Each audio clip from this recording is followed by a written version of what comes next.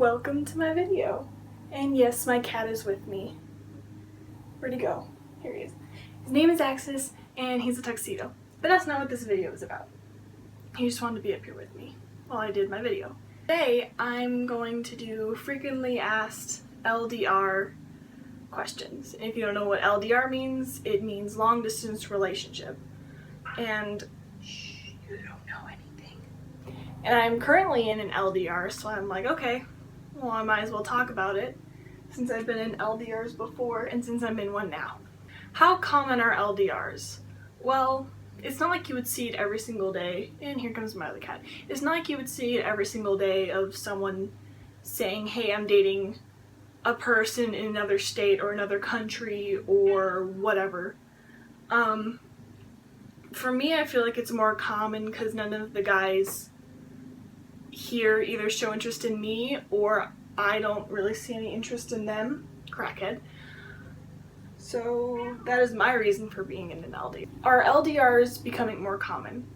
I think so, mostly because since there's more like wide range internet dating sites, like there's Flirt, Kik. Well, Kik isn't really a dating site, but you can talk to people from different countries on Kik. Tinder, even just Instagram or YouTube. I've seen some LDR couples just connect on that. Do LDRs work? I think they do if you really put in the commitment and see a lot of potential in the person. Like if you really like them and they just have a really great personality and there's just something about them that you're like, yeah, I want to stay with you for a while, then I think it does work. Do LDR couples have less satisfying relationships? I think it depends what you define satisfying as. For some people it could mean sexually or emotionally or even physically.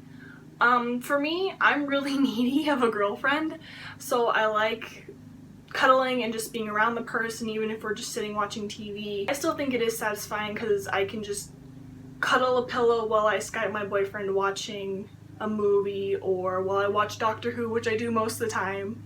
I'll just be sitting on my chair and I'll be watching Doctor Who while I Skype my boyfriend. So, but sexually, I mean, if you're older, like in your 20s or 30s, then maybe sexually it's not as satisfying. But that's just my opinion. I'm not a scientist, so I can't say for sure. How often do they visit? Well, I think it depends. Age, location, distance, so basically location twice. My boyfriend's in Texas, and that's not all that far away. That's like a 17-hour drive, I believe.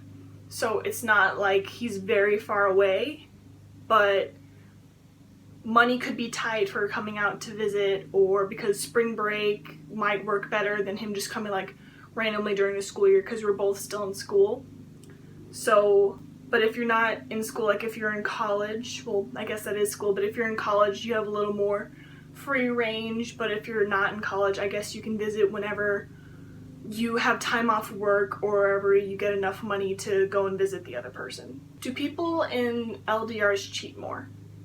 I think it depends how loyal they are. Like if it's been a really long time since they like held someone or kissed someone or done anything like that, I think people are more likely to cheat. But if they're loyal and they're like, okay, I can wait, it's fine, I can wait a few more months or whatever it is, then I don't think it, I think it really depends on the person. It really just depends on how loyal the person really is. Like if they are committed to the relationship and they're like, okay, I can do this, I think they'll be more okay with it. But if they're someone who's not really all that patient and just doesn't really see this going anywhere and they're kind of a coward so they don't break up with the person before, then yeah, I think it is more likely to cheat. But once again, it just depends on the person. What is the most challenging thing about being in an LDR?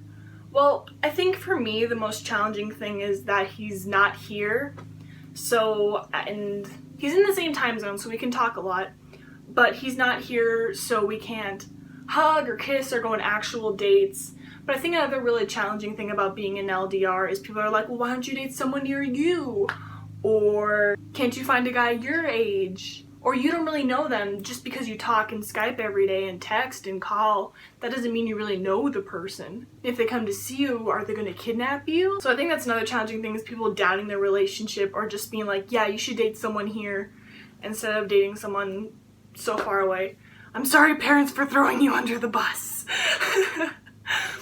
But I think that's some of the other challenging things, because it's just like, well, they make me happy, and you always say that my happiness is most important, so shouldn't you really care about that? I think that's probably another challenging thing. Probably not being able to go to weddings or parties or events together. It would just be awkward bringing your phone or your laptop along like, yeah, this is my boyfriend. And people would just be like, hello, screen. And it just becomes very strange. The last question is, do you feel more alone in an LDR? I don't feel more alone while I'm in LDR. Like, I've dated guys and girls in my area, and I've dated guys in LDR before. Not for long periods of time. It was considered dating, but whatever. That's just what it is. Long distance relationship. And like, for these questions, I just did like boyfriend, girlfriend, girlfriend, girlfriend, boyfriend, boyfriend. I didn't do friends. And if you really like this video, then I can do a friends one. But it's mostly someone you're attracted to. Like, the situation of me and my boyfriend is that I consider myself being emo. And at my school of 3,000 people, ooh, there's not really one that catches my eye. There's not really a big emo group of people that listen to my music or enjoy my taste. I think what it also is I have CBF, and that stands for chronically resting face. Like, I don't even get mad that much, but when I'm just sitting there,